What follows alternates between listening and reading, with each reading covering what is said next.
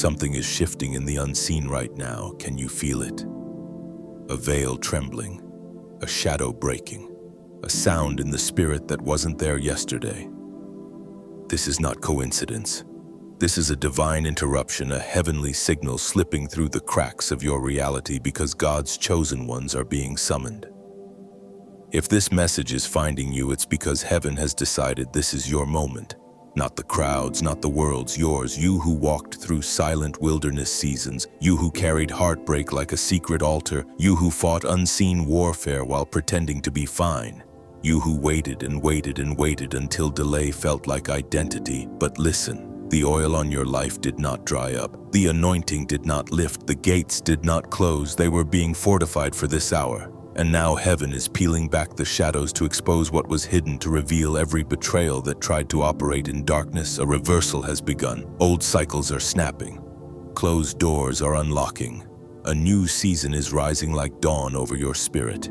You are not just surviving this shift, you are the proof of it. You are the vessel chosen to carry God's evidence into the earth. This is your calling. Step into it. Before we go deeper, perform a prophetic act of faith. Comment 777. Subscribe or release a super thank as a declaration that you received this revelation. Stay with me until the end. There is a word coming that will break something open in you. Heaven is speaking. God's chosen ones, watch how divine justice exposes every hidden betrayal.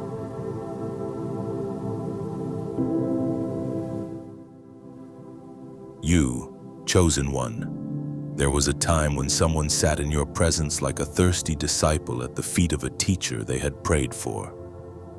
Before you walked into their life, every decision for them felt like wandering through fog. Direction was unclear, understanding was shallow, and life moved in circles instead of forward. Then you appeared almost quietly like a lantern in a dark room. You didn't just talk, you poured. You saw potential in them that no one else had named. You lent them your clarity when their mind was caged. You gave them language for things they had only ever felt. You taught them how to think in layers instead of reactions, how to speak with weight instead of noise, how to carry themselves with a confidence that wasn't borrowed from performance but rooted in identity. They began to change. Conversations that used to be small suddenly stretched into deep, complex ideas. Their emotions, once explosive, started to move through a filter of strategy and discernment. They stopped being easy prey for petty manipulators because you had shown them the patterns, just like Joseph in Genesis, who said, "You meant evil against me, but God meant it for good." You didn't know that the very investment you were making would later become the weapon they tried to use against you. While you were lifting them, somebody else was watching. A puppeteer in the shadows, a person who understood power not as service but as control, studied the bond between you and this person like a hunter tracking a pattern. They knew something spiritual, that when a soul is transformed, loyalty often follows the one who carried the oil. So they waited, they watched, and then they moved. At first, it was nothing dramatic, just small conversations on the sidelines, seemingly harmless observations, comments that looked like concern, but tasted like poison. They asked, "Are you sure about them?" They said, "I don't want to interfere," but they planted second thoughts about you in soil that still carried old insecurities. The part of them that still felt not enough even after all you poured in, leaned in to listen. This is not just drama. This is spiritual warfare disguised as gossip. The puppet master began offering things that glittered in all the places this person still felt lacking.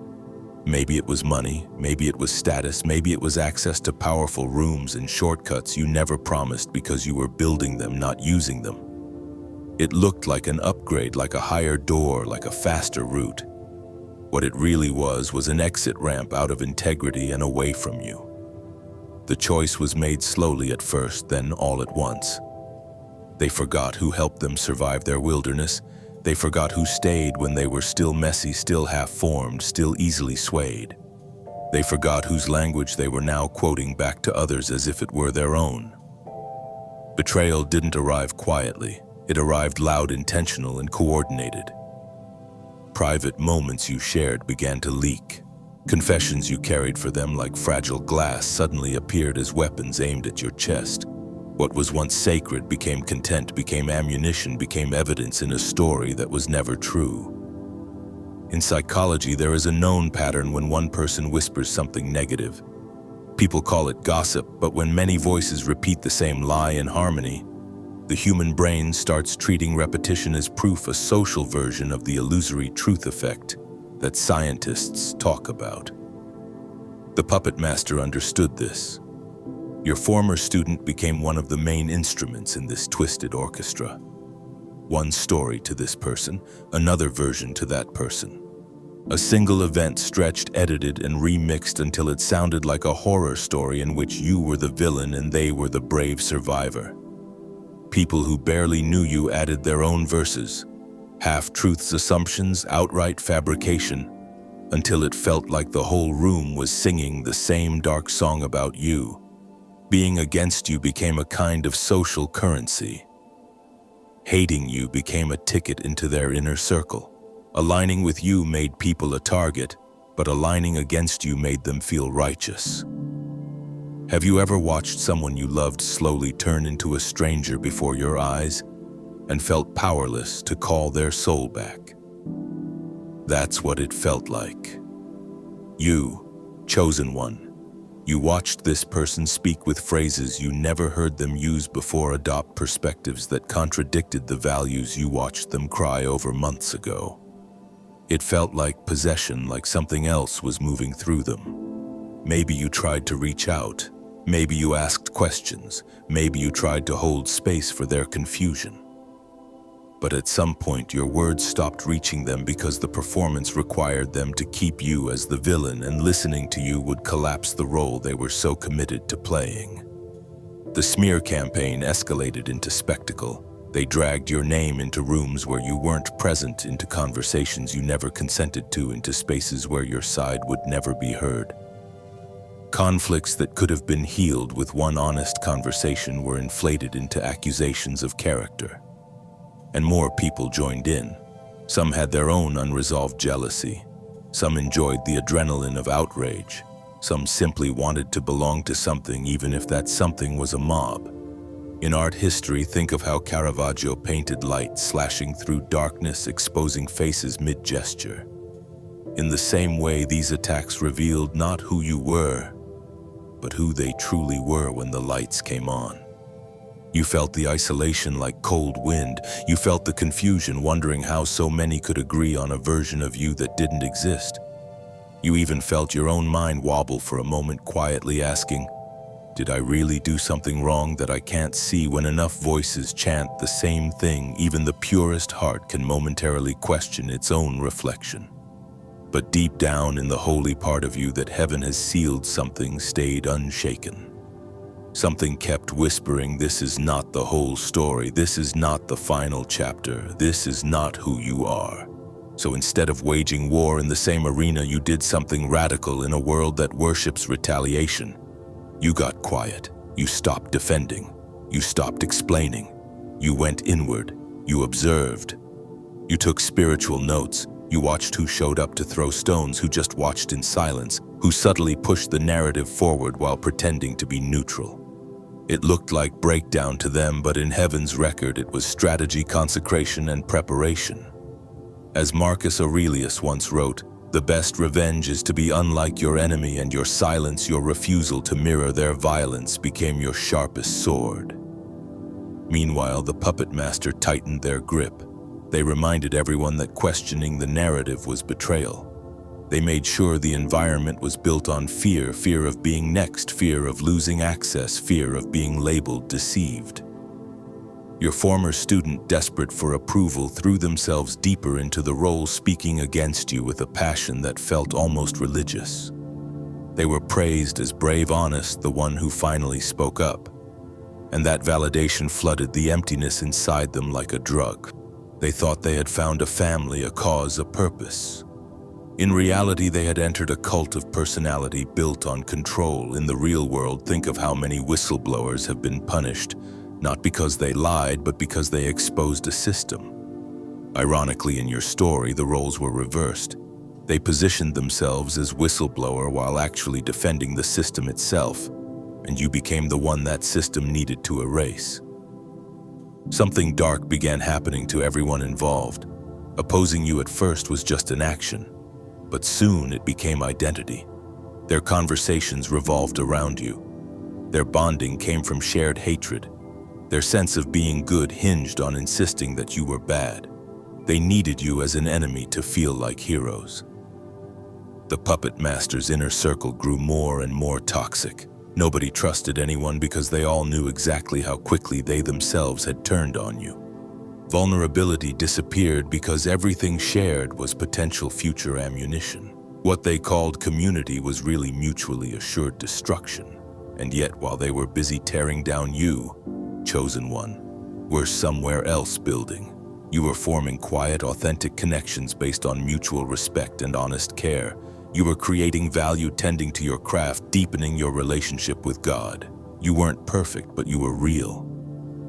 Over time, the contrast became too loud to ignore. People in their camp started having secret doubts. They wondered, if this person is so evil, why do I keep hearing stories of them helping in Swans? They looked at their own lives and asked, why am I spending so much energy hating someone I barely know instead of building my own calling? But in such an environment, questions were dangerous, so they carried them quietly like contraband. Have you noticed that the more some people try to prove you're the problem, the more their own life starts reflecting the very chaos they projected onto you? The puppet master felt the energy shifting. To keep control, they manufactured fresh crises, new enemies, new reasons to keep everyone united in outrage. But manipulation is exhausting and lies are heavy. Keeping that many narratives straight requires constant mental energy. Even the puppet master began to fray at the edges. Your former student grew tired too. Late at night, spiritual fatigue caught up. The approval that once felt like oxygen began to feel hollow compared to the genuine love you had once given them without conditions. They looked at their new family and realized most of the bond was fear and gossip, not honor and truth. Psychology and neuroscience show that chronic bitterness elevates stress hormones, damages the heart, and literally shortens a life. Hate never stays safely aimed at another. It corrodes the vessel that carries it. There's always a moment when illusion cracks. For this story, it began with a simple question from someone new to the group. Nothing fancy, nothing deep. Just, can you give me concrete examples of what they actually did? And suddenly the room froze. The story, repeated so often, was assumed to have solid evidence behind it. But when pressed for specifics, the details were either tiny, twisted, or missing. Your former student tried to offer stories, but they sounded different when spoken slowly in front of thinking minds. Things framed as abuse looked more like normal human conflict viewed through a lens of resentment. Proof dissolved under examination. Other people started quietly joining the question. Wait, that's it. We ruined someone's name over that. The puppet master reacted predictably. They attacked the questioner, labeled them naive, accused them of being secretly loyal to you. But something had already changed. The spell was breaking. Once a mind switches from blind belief to critical thinking, the same story starts to feel wrong in the mouth. People who had repeated the narrative mindlessly were now experiencing dissonance. In philosophy, Plato's allegory of the cave describes prisoners mistaking shadows on the wall for reality.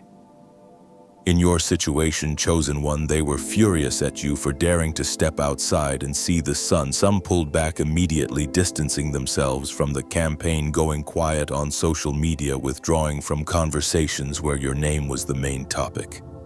They felt real remorse, and even if they never apologized, heaven heard the shift in their hearts. Others doubled down, attacking anyone who dared to question the narrative, because admitting doubt meant admitting complicity, and their ego preferred war over repentance. While all this unfolded, something deeper was happening in the unseen. Stories began emerging from outside their circle. People who had encountered the puppet master before you ever entered the picture. Patterns appeared, campaigns against anyone who threatened their control, stories of friendships turned into leverage, reputations destroyed for the sake of staying on top. You were not the first target, you were simply the one heaven chose to make the pattern visible. Former victims came forward. Suddenly, the spiritual heroes started to look like what they truly were, a manipulator who built influence on fear. Scripture says God prepares a table before you in the presence of your enemies, not in their absence. Which means some of them have to stay long enough to witness your rise and their own illusions collapsing. This unraveling didn't happen because you fought back harder. It happened because truth, like light, keeps finding cracks. The cost for them wasn't just social shame, they lost parts of themselves. Innocence eroded. Trust in their own judgment crumbled. Their peace evaporated. Your former student lost the most. They lost you. And every attempt to replace what you once were in their life failed, because people could sense their capacity to betray. They tried to find new mentors, new circles, new alliances, but something always stayed off. Opportunities that could have been shared with you now felt empty when experienced alone. Time was lost too. Years that could have been used to build, grow, and heal were spent fueling a hate campaign that left nothing behind but ashes. In modern history, think about a figure like Galileo, who was condemned by powerful systems for speaking truth about the cosmos. For centuries, the institutions that shamed him became the very examples students study when they learn how fear of losing control fights against revelation. In a similar way, your enemies are becoming a cautionary tale, not the main story. The puppet master lost credibility that had taken years to construct. Doors closed, invitations stopped. People who once feared their opinion now quietly laughed at or avoided them. Even when they tried to move on, the smell of manipulation followed them into every new space. The mob members lost moral high ground every time they now try to call out someone else. Receipts of their past behavior whisper louder than their words. Some lost relationships that mattered, family, partners, children, who saw their capacity for cruelty and never looked at them the same way again. This is spiritual law in action. Call it karma, call it divine justice, call it sowing and reaping. Whatever language you use, heaven keeps the books balanced. The inner lesson here is that betrayal does not define your worth. It exposes theirs, and it reveals what level of spiritual warfare your calling actually threatens. Now look at you. You, chosen one. You are not the same person who stepped into that fire. Your discernment is sharper. Your boundaries are cleaner. Your peace is stronger because it is no longer built on needing everyone to understand you. You learned that being misunderstood by many is safer than being fake for their approval. You learned that standing alone in truth is more powerful than standing with a crowd in lies. You realize that heaven's protection doesn't always look like preventing the attack. Sometimes it looks like allowing the attack to reveal who can walk with you into the next season. In a fictional story, imagine a young mage in a hidden academy whose brightest apprentice betrays them to a dark council. They are exiled, mocked, and stripped of status, only to discover in the wilderness a deeper magic that was never accessible inside the academy's walls. When they return, they are no longer begging for a seat at the table. They are carrying a new table altogether. That's you. You are stepping into a new chapter now, where doors open without you knocking, where opportunities appear that make no logical sense when compared to the slander spoken about you, where people who once doubted you come quietly to say, "I'm starting to see who was who." Have you realized yet that their attempt to bury you was actually heaven, planting you, pushing your roots deeper so that when you rose again, no storm could easily pull you out of the ground? The puppet master is learning the hard way that control has limits, that deception has an expiration date, that coming after someone marked by God is not just personal, It is spiritual and heaven responds. Their power built on impression cannot survive in the age of exposure. Your former student is learning that loyalty and integrity are not soft virtues. They are the currency of real destiny. They are living with the quiet daily grief of knowing they traded something sacred for applause that has now gone sunt. And you are walking in a victory that doesn't need a press release. Your life is the sermon. Your peace is the courtroom evidence. Your growth is the verdict. Even science tells us that the brain rewires through repeated focus. As you chose to focus on healing purpose and God's presence instead of rehearsing their offense, you literally sculpted a new inner world that no smear campaign can touch. So you, chosen one, as you listen to this, let your spirit exhale. You are not crazy. You are not the villain of this story. You are the evidence of what God can do with a heart that refuses to answer hatred with hatred. Their downfall is not your joy, but it is your confirmation. Your assignment now is not to obsess over their regret, but to step fully into the calling that tried to get assassinated. Let your life be the living proof that truth outlasts rumor, that love outlasts manipulation, that divine justice doesn't always move fast, but it always arrives on time. And now I want to invite you into a moment of reflection and connection. If this resonates with your journey, if you've walked through betrayal, smear campaigns, or spiritual warfare that made you question your sanity, share your story in the comments below. Your testimony may be the lifeline for another chosen one who is still in the middle of their fire. What have you learned? What has God revealed? And where are you now on this path? Your voice matters here. You, chosen one, there is a law moving silently beneath everything you've lived through, a law older than kingdoms and younger than every new tear that falls from your eyes, a law heaven uses to measure hearts. When no one is watching, the sacred law of loyalty and betrayal. This isn't the kind of loyalty people put on t-shirts or quote on social media. This is the kind of loyalty that shows up in the dark rooms, in the quiet yes and the quiet no, in what you say when the person you claim to love is not in the room to defend themselves. From the beginning of your journey, even before you had language for what you carried, heaven has been weighing your heart in moments you thought were casual. Every small act of faithfulness, every secret kindness, every time you defended someone who wasn't there. Every time you refused to throw a stone just because everyone else was picking one up. It was recorded.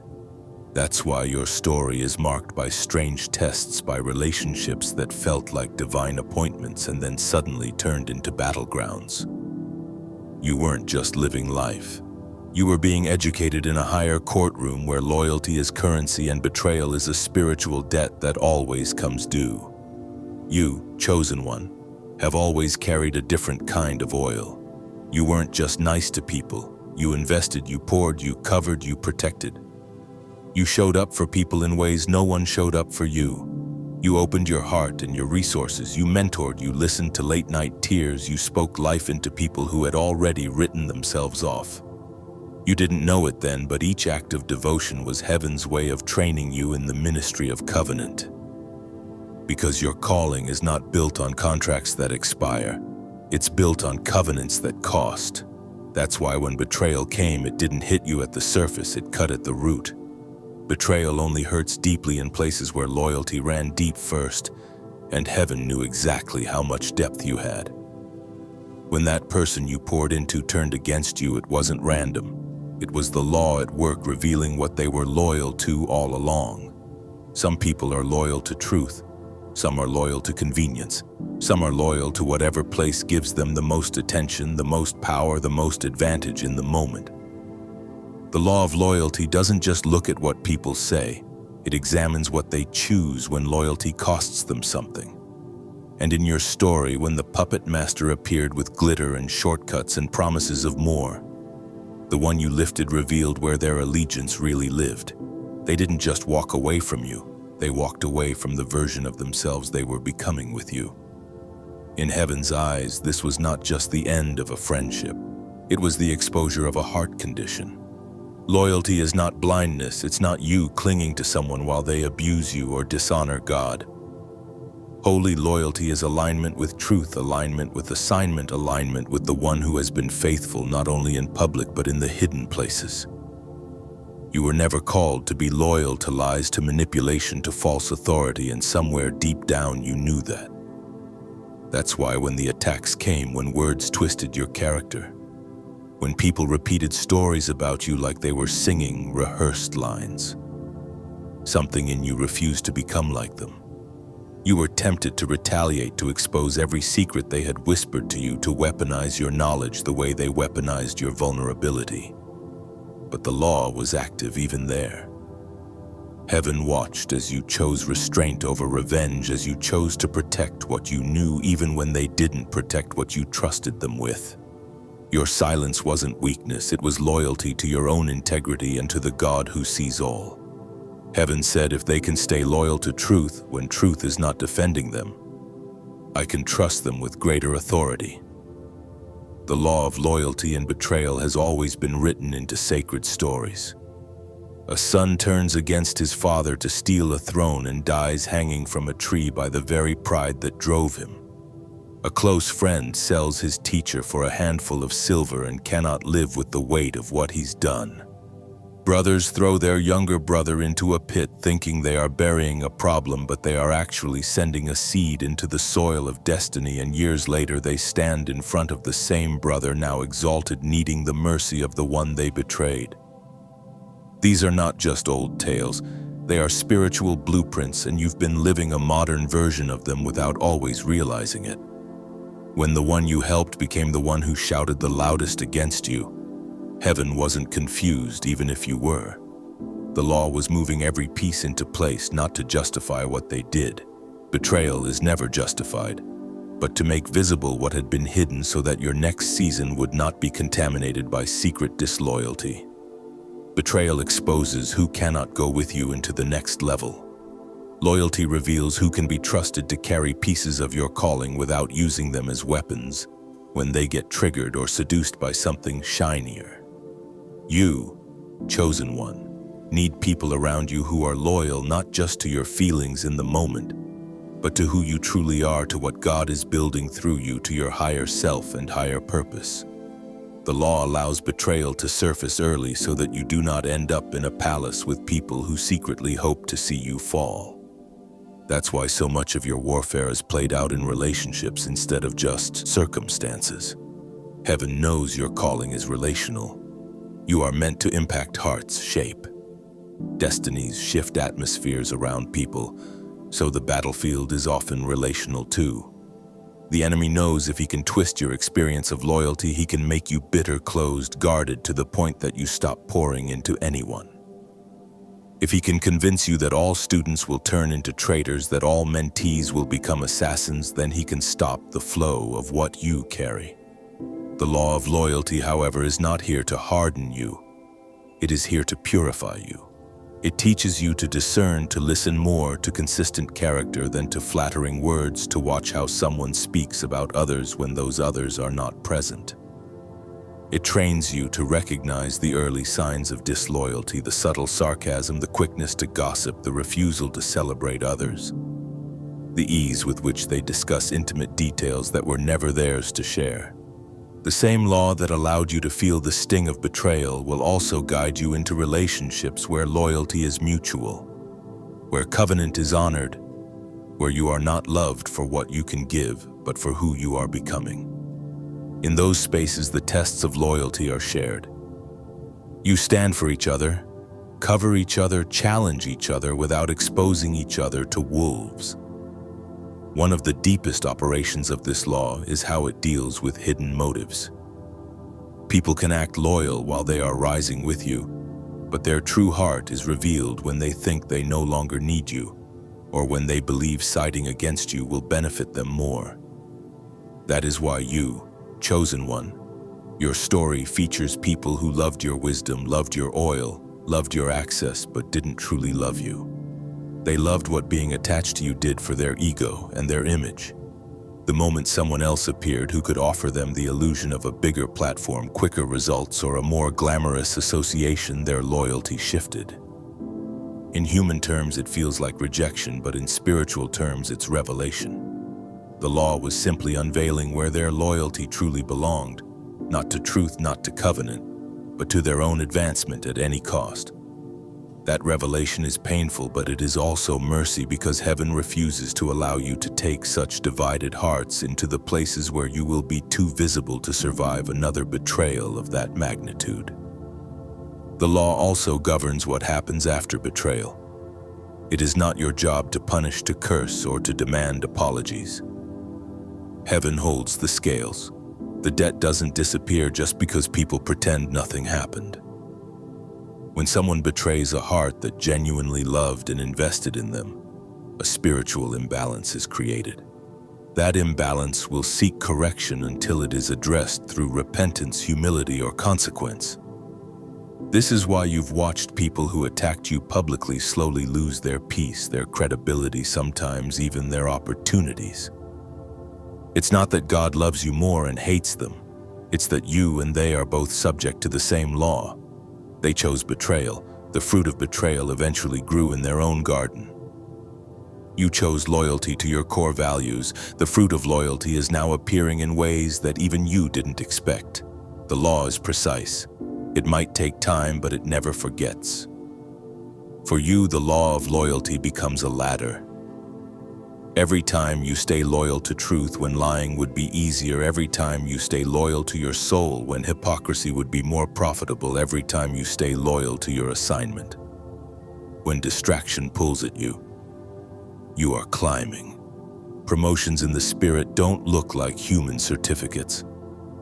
They look like deeper peace, sharper discernment, greater authority. When you speak, more doors opening that you didn't even knock on. This is why even after betrayal, you are still rising. You wondered how you could lose so many people and yet somehow feel more supported than before. You wondered how your name could be dragged in some circles and yet new circles that really matter started inviting you in. This is the law rewarding your loyalty. Heaven saw what you did not say, who you did not expose, how you refused to let your pain rewrite your character. And it wrote that down. On the other side, the same law becomes a mirror for those who betrayed you. They cannot outrun their own heart. They may get busy, move cities, join new groups, but the knowledge of what they did travels with them. Every time they see someone who resembles you in kindness, in generosity, in spiritual depth, something inside them flinches. They remember the version of themselves that grew in your presence and the version that tore you down. That dissonance is part of their journey. The law uses it not to destroy them, but to invite them into repentance. Whether they accept that invitation is their choice. That part is not your burden. Your only responsibility is to remain loyal to who you are in God and not let their disloyalty turn you into a hardened, suspicious shell of yourself. You chosen one are being invited into a higher understanding of loyalty, one that includes boundaries. Loyalty does not mean you keep people close after they have repeatedly shown contempt for your heart. You can forgive without rebuilding what was shattered. You can bless from a distance without reopening doors heaven has closed. In this next chapter, the law will work for you as you choose wisely whom to entrust with your inner world. Watch for those who show loyalty when you are not trending, when you have nothing to offer them, when standing next to you costs them popularity or advantage. These are the ones heaven is highlighting. These are the ones who have also been tested in the fire of betrayal and emerged without turning bitter. With them you will build something clean, something that won't collapse under pressure, something that reflects heaven's culture and not the world's. So as you move forward, don't idolize loyalty from others more than you honor loyalty in yourself. Your job is to remain loyal to God's voice, to your own growth, to your purpose, and to those assignments heaven clearly joins to you. Everything and everyone else is subject to discernment. The law of loyalty and betrayal is not your enemy. It is a refining fire that burns away what cannot last, so that what remains is authentic, unshakable, and worthy of the destiny you're stepping into. You are not destroyed by betrayal. You were distinguished by it. You did not fail the test. You are the evidence that loyalty still exists in a world addicted to convenience. And because of that, the same heaven that watched you bleed silently is now preparing to honor you openly, not as a reward for being perfect, but as the natural outcome of a law that always eventually brings everything hidden into the light. You, chosen one. If there is one truth I want you to carry from this message, it's this: betrayal does not cancel your calling, it clarifies it. The law of loyalty and betrayal was never sent to destroy you. It was allowed to reveal who you are, who they are, and who your God has always been in the middle of it all.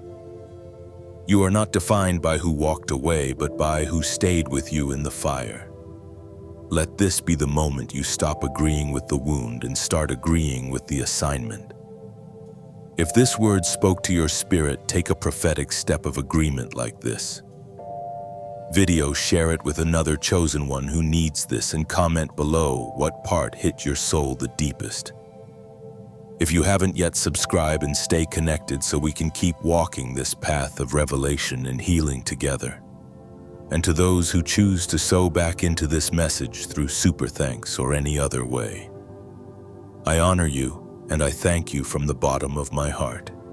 Whether you give or simply receive in silence, I bless you.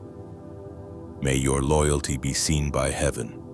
May your heart be protected, and may divine justice, peace, and unexpected favor overtake you in this season.